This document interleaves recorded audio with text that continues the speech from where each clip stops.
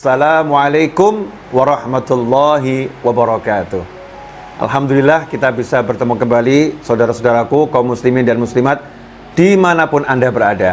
Insyaallah pada kesempatan kali ini kita akan belajar tentang masalah keutamaan ayat 255 surat Al-Baqarah. Al-Baqarah 255 atau yang kita kenal dengan ayat kursi.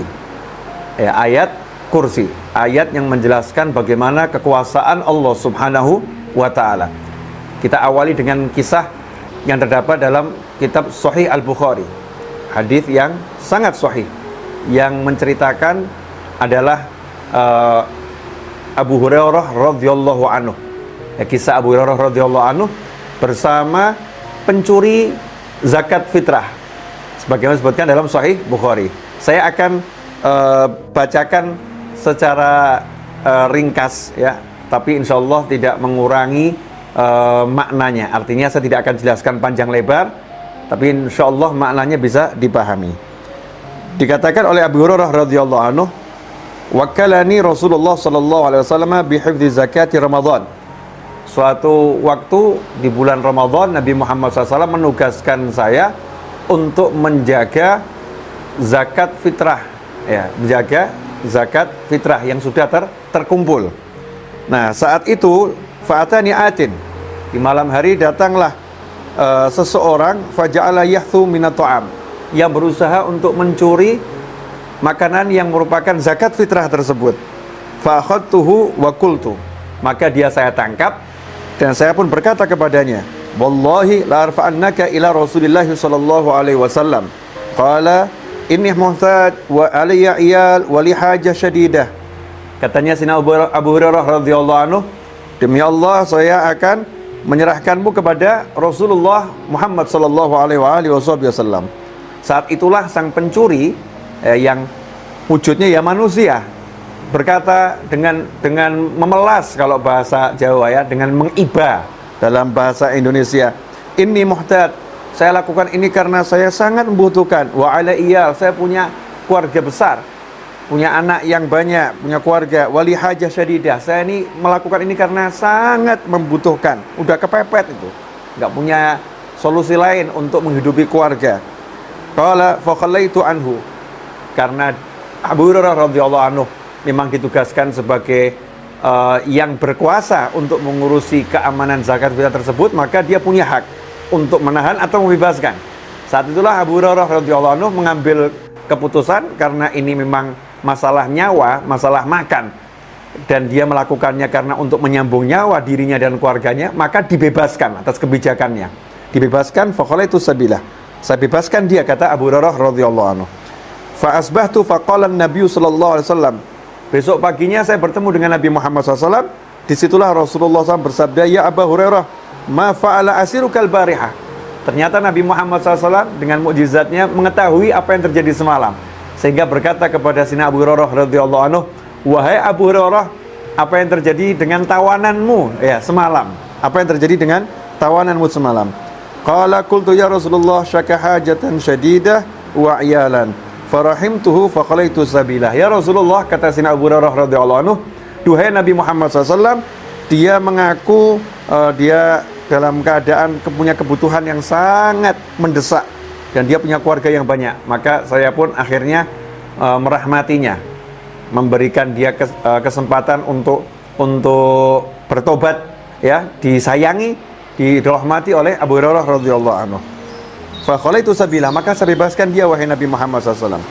Qala, maka bersabda Nabi Muhammad SAW, "Amma innahu qad kadzabaka wa sayauд." Kata Rasulullah SAW, dia telah membohongimu. Ya, dia telah membohongimu dan dia akan kembali. Dia akan kembali, akan berusaha mencuri lagi makanan tersebut. Maka saat itulah Sayyidina Abu Hurairah radhiyallahu berkata, "Fa araftu annahu sayauд liqauli Rasulillah sallallahu alaihi wasallam innahu sayauд." Farasattuhu fajala yahthu minat ta'am. Kata Sayyidina Abu Hurairah radhiyallahu anhu, karena Nabi Muhammad SAW berkata dia akan kembali, maka saya yakin pasti nanti malam dia akan kembali. Karena itu sepanjang malam saya mengintai ya, mengawasi makanan zakat fitrah tersebut. Ternyata betul dia kembali lagi. Malam kedua kembali ditangkap, lagi-lagi mengatakan hal yang sama, alasan yang sama. Sayyidina Abu Hurairah radhiyallahu anhu nggak tega lagi, maka dibebaskan. Besoknya Nabi SAW menanyakan yang sama, bagaimana tawananmu semalam? Hari kedua itu ya.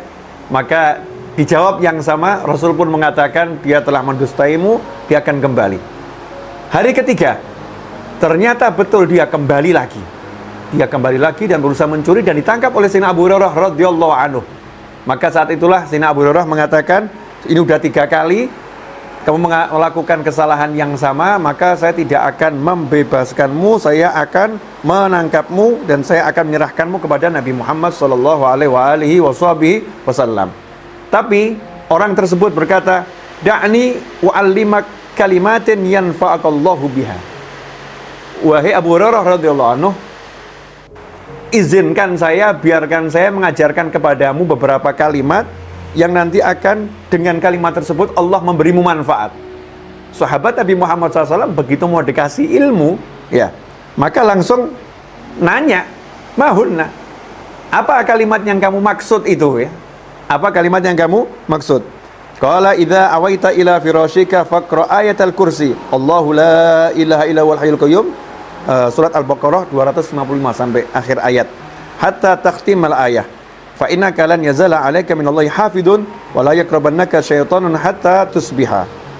Kata orang tersebut yang tadi ditangkap itu oleh Abu Hurairah radhiyallahu anhu, saya akan ajarkan kepadamu beberapa kalimat yang Allah akan beri manfaat dengan kalimat tersebut. Sayyidina Abu Hurairah pun bertanya radhiyallahu anhu, apa kalimat tersebut? Maka dijawab, kalau kamu mau berbaring di pembaringanmu, mau tidur, bacalah ayat kursi, yaitu Allahu la ilaha illa huwal hayyul qayyum la ta'khudhuhu sinatun wa la naum, sampai akhir ayat surat Al-Baqarah ayat 255 hatta takhtimal ayah. Fa innaka, kalau itu kamu lakukan sungguh kamu lan yazala 'alaika minallahi hafidun, kamu akan selalu dijaga oleh Allah Ta'ala, Allah akan berimu penjaga. Wala yaqrabannaka syaitanun hatta tusbiha, sampai pagi hari tidak ada satu setan pun yang bisa mendekati kamu. Karena dikasih ilmu, ya, karena dikasih ilmu manfaat, maka Sayyidina Abu Hurairah radhiyallahu anhu pun membebaskan lagi ya orang tersebut. Keesokan harinya fa asbatu faqala li Rasulullah sallallahu alaihi wasallam ma fa'ala asirukal barihah. Paginya Rasul SAW nanya lagi, wahai Abu Hurairah, apa yang terjadi dengan tawananmu semalam? Apa yang kamu lakukan dengan tawananmu semalam? Apa yang diperbuat oleh tawananmu semalam? Qultu ya Rasulullah zamanahu yu'allimuni kalimatin yanfa'unillahu biha fa khalitu sabila. Ya Rasulullah, dia mengajarkan kepadaku beberapa kalimat yang menurutnya itu kalimat akan Allah akan memberikan manfaat kepadaku dengan kalimat tersebut. Saat itulah Rasulullah SAW menyatakan, mahiyah, apa kalimat yang dia ajarkan? Qultu qalali idza awaita, dia berkata kepadaku, wahai Rasulullah SAW, kalau kamu berbaring di pembaringanmu akan tidur, bacalah ayat kursi dari awalnya sampai akhir ayat. Al-Baqarah 255. Wa qalali yan yazala 'alaika minallahi hafidun, Allah akan selalu memberimu penjaga, wala yaqrabannaka syaitan hatta tusbiha, dan setan tidak akan mendekatimu sampai pagi hari. Akhirnya Rasulullah SAW bersabda, ama innahu qad sadaqaka. Ya, betul dia pencuri semalam itu dia telah jujur kepada kamu, mengajarkan ilmu yang benar. Wa huwa kadzub, padahal sebenarnya dia adalah sang pendusta yang luar biasa. Ta'lamu man tukhatibu mundu thalath layalin ya Abu Hurairah. Rasul Hurairah, Rasul Muhammad SAW menyatakan, wahai Abu Hurairah, kamu tahu enggak, selama 3 malam ini kamu itu lagi dialog dengan siapa? Yang kamu tangkap itu siapa? Yang kamu ajak bicara itu siapa? Kamu tahu enggak? Maka Abu Hurairah menjawab, qala la, enggak tahu ya Rasulullah. Qala, maka Rasul bersabda SAW, dzaka syaitanun, itu yang kamu ajak bicara sebetulnya adalah setan. Jadi setan yang lagi menjelma menjadi manusia. Jadi kadang-kadang setan itu jelma jadi manusia, mencuri ya, mencuri. Dan ternyata setan ini ketika berhadapan dengan sahabat tidak berkutik, bahkan setannya jadi jujur, yang dusta pun jadi jujur. Nah, ini keutamaan, salah satu keutamaan ayat kursi yang dibahas dalam kitab Sahih Bukhari, yang langsung objek penderitanya yaitu setannya yang ngaku, Ya, setan yang ngaku kalau ada orang mau tidur baca ayat kursi sampai pagi diberi penjaga oleh Allah Subhanahu wa taala, setan tidak bisa mendekatinya. Ikhwani rahimakumullah. Karena itu mari kita ajarkan kepada diri kita sendiri sebelum tidur baca ayat kursi. Ajarkan kepada pasangan hidup kita, ajarkan kepada anak-anak kita, ajarkan kepada sahabat-sahabat kita. Sangat pendek ayat kursi, tetapi ayat kursi ini dalam sabda Nabi Muhammad SAW yang lain dikatakan a'adzamul ayah, ayat yang paling agung di dalam Al-Quran, yaitu ayat kursi. A'adzam ayah, ayat yang paling agung. Dalam hadis yang lain dikatakan sayyidul ayah, ini pemimpinnya semua ayat, yaitu ayat kursi. Pendek, kalau kita hafalkan, kita baca, maka kita mendapat penjagaan langsung dari Allah Subhanahu wa ta'ala. Kemudian dikatakan oleh Rasulullah Sallallahu Alaihi Wasallam bahwasanya ayat kursi merupakan salah satu Ismullahil A'zam, ya, nama Allah yang agung. Kalau memang dia dibaca, maka dia akan dikabulkan doanya oleh Allah Subhanahu wa taala, sebagaimana dijelaskan dalam hadis yang diriwayatkan oleh Imam Darimi. Kemudian dikatakan juga oleh Rasulullah sallallahu alaihi wasallam an Abu Hurairah radhiyallahu anhu anna Rasulullah sallallahu alaihi wasallam suratul Baqarah fiha ayah sayyidatu ayil Quran la tuqra'u fi baitin wa fi syaitan illa kharat minhu ayatul kursi, rawal Hakim fil Mustadrak. Hadis ini diriwayatkan oleh Imam Hakim dalam kitab Al-Mustadrak, di mana Rasulullah SAW menyatakan surat Al-Baqarah di dalamnya ada satu ayat yang menjadi pemimpin semua ayat Al-Quran. Tidaklah ayat tersebut dibaca di suatu rumah dan di rumah itu ada setan, melainkan setannya akan keluar dari rumah tersebut. Ayatul kursi, yang dimaksud adalah ayat kursi. Al-Baqarah ayat 255. Jadi kalau di rumah dibacakan ayat kursi, setannya lari. Nah, kalau kita nggak pernah baca ayat kursi di rumah kita, ya sangat kemungkinan rumah kita penuh dengan syaitan, sehingga di rumah tersebut terjadi hal-hal yang tidak menyenangkan, hal-hal yang tidak kita inginkan. Na'udzubillah min dzalik. Kemudian juga dikatakan oleh Rasulullah sallallahu alaihi wasallam, man qara ayatal kursi dubura kulli salatin lam yamna'hu min dukhulil jannah illa an yamut. Rawahun Nasa'i wa Tabrani.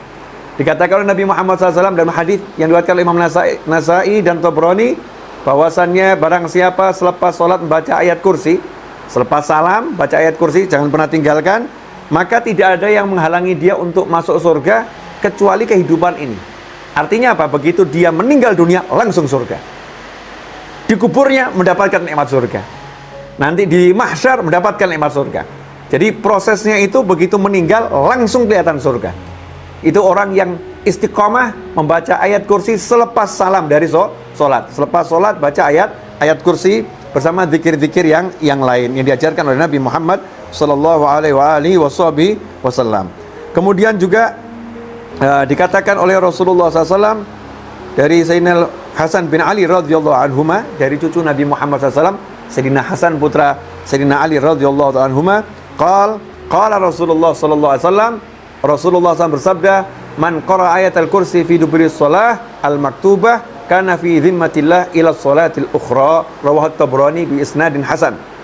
Rasulullah bersabda SAW, barang siapa baca ayat kursi selepas sholat yang wajib, ya, 5 waktu, sholat 5 waktu, istiqomah, setiap habis sholat 5 waktu setelah salam, kemudian baca ayat kursi, kana fi dhimmatillah, maka dia dalam jaminannya Allah, dalam perlindungannya Allah, ila sholatil ukhra, sampai pada sholat yang berikutnya.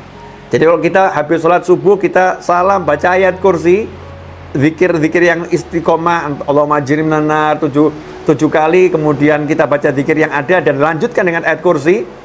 Intinya setiap habis salam, habis sholat baca ayat kursi, urutannya terserah kepada Anda semua. Maka kalau kita subuh baca ayat kursi habis salam, kita dijaga oleh Allah Ta'ala sampai zuhur. Kalau zuhur kita baca, dijaga sampai asar. Asar kita baca, dijaga sampai maghrib.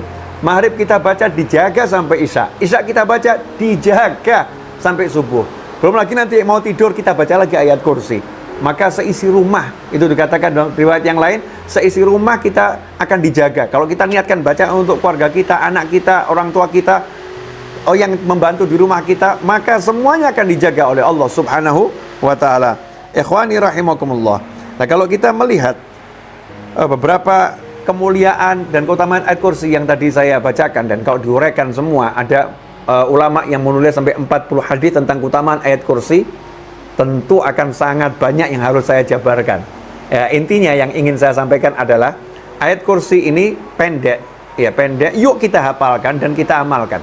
Apalagi di zaman-zaman seperti ini, zaman COVID dan zaman banyak bencana, banyak musibah yang tak terduga, naudzubillah min dzalik, kita memerlukan lebih banyak ya doa-doa untuk melindungi diri kita dan keluarga kita. Nah, ayat kursi ini pegang.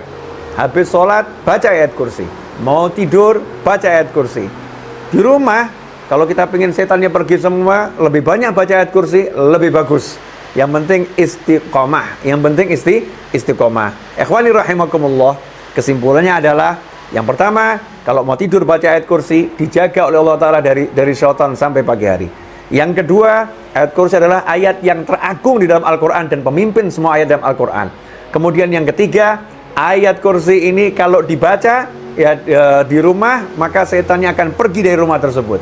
Yang keempat, kalau habis sholat kita istiqomah baca ayat kursi, maka kalau kita meninggal dunia langsung masuk surganya Allah Ta'ala. Yang kelima, kalau kita baca ayat kursi sehabis sholat, maka kita dijaga oleh Allah Ta'ala hingga sholat berikutnya.